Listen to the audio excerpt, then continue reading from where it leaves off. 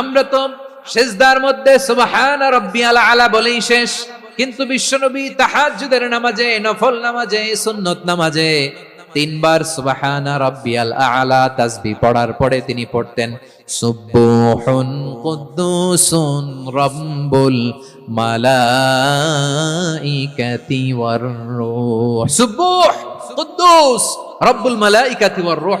সিজদায় লুটিয়ে পড়ে বিশ্বনবী এই দোয়াটা পড়তেন নফল নামাজে, সুন্নাত নামাজে কিংবা তাহাজ্জুদের নামাজে। সুবহান রাব্বিয়াল আলার পরে কি পড়তেন? সুবহুন। আওয়াজ করে বলেন সুবহুন কুদ্দুসুন রব্বুল মালাইকাতি ওয়ার রূহ।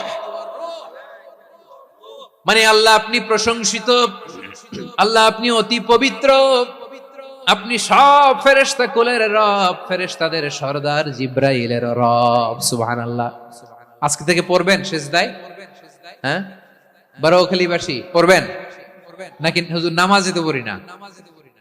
হ্যাঁ, এরকম নফল নামাজে, তাহাজ্জুদের নামাজে, সুন্নত নামাজে সিজদার যে তাসবিহ সুবহান রাব্বিয়াল আ'লা তিনবার পড়ার পরে আমার ভাইরা, মহিলা প্যান্ডেলে আমার যে মায়েরা বোনেরা আছে, আজকে তো রেকর্ড হয়ে যাবে, কালকেই ভিডিও পেয়ে যাবেন।